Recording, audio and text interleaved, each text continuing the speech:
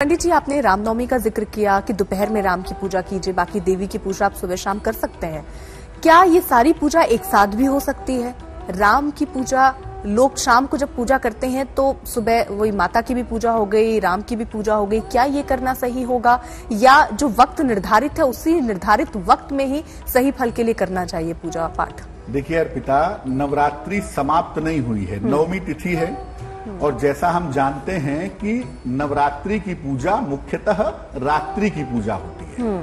तो जो महानवमी की पूजा होगी माता सिद्धिदात्री की, जैसा कि अर्पिता जी ने पूछा, आप चाहें तो सुबह के समय में माता सिद्धिदात्री की पूजा कर लें, साथ ही साथ दोपहर के समय में भगवान राम की पूजा कर लें, या दोपहर में पहले माता सिद्धिदात्री की पूजा कर लें फिर भगवान राम की पूजा करें। लेकिन भगवान राम की पूजा दोपहर में ही होगी। माता सिद्धिदात्री की पूजा आप सुबह कर लें, दोपहर में कर लें, शाम को कर लें, या महानवमी की पूजा करनी है तो आप रात के समय में कर लें, कोई दिक्कत नहीं है। लेकिन भगवान राम का जिस समय जन्म हुआ था उसी समय उनकी पूजा होगी। भगवान कृष्ण का जन्म भी मध्यरात्रि में हुआ था। भगवान कृष्ण की जन्माष्टमी भी देखिए मध्यरात्रि में मनाई जाती है।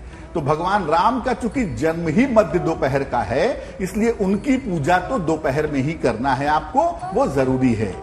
माता सिद्धिदात्री की पूजा चूंकि नवरात्रि चलती रहेगी तो आप सुबह, दोपहर, शाम या मध्यरात्रि में जैसे आप बाकी साधना कर रहे हैं, जैसे आप बाकी पूजा कर रहे हैं, वो पूजा आप कर सकते हैं। पंडित जी, कई बार नवमी की जो पूजा होती है एक साथ ही शाम को पूजा हो जाती है। जैसे मैंने भी आपसे सवाल किया, आप राम के स्वरूप, राम के जन्म की बात कर रहे हैं कि दोपहर में पूजा करना सबसे सही होगा। बिल्कुल। क्या ऐसे अगर दोपहर में पूजा करते हैं तो ऐसी क्या चीजें हैं जो मिल सकती हैं, यानी जो लोग लाभार्थी सोच कर बैठे हैं कि इन चीजों के लिए पूजा करना और राम की उपासना उस चीज के लिए बेहतर हो, क्या पूजा करनी चाहिए दोपहर के वक्त राम के लिए? भगवान राम को ऐसा हम मानते हैं कि वो ईश्वर का संपूर्ण स्वरूप हैं। जितना भारतवर्ष में या हमारे धर्म में राम की मान्यता है, शायद वो मान्यता दुनिया में किसी की नहीं हो सकती। आप देखिए गांव देहात में या अभी भी लोगों के नाम के साथ राम जुड़ा हुआ है। राम बहुत ज्यादा हमारे आत्मा में बसते हैं। अब बात राम की पूजा की है तो भगवान श्री राम की पूजा करना देखिए बहुत सरल है। रामचरितमानस बहुत सरल भाषा में लिखी है। आप उसके बाल कांड का पाठ दोपहर में कर सकते हैं और बिल्कुल वैसे ही कर सकते हैं। भगवान राम को पीले वस्त्र अर्पित करिए, पीली मिठाई अर्पित करिए, तुलसी दल का भोग लगाइए और उसके बाद आप दोपहर के समय में भगवान राम की पूजा करिए। बाल कांड का पाठ करना आपके लिए बेहतर होगा।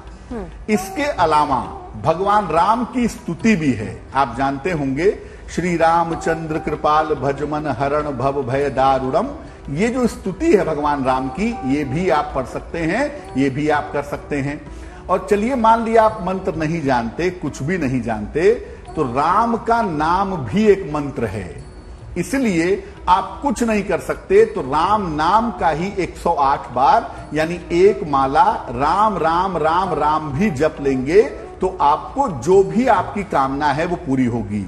ऐसा कहा जाता है कि राम का नाम जपने से, राम की पूजा साधना करने से भौतिक जीवन तो सफल होता ही है, व्यक्ति को मुक्ति और मोक्ष की प्राप्ति भी जरूर होती है।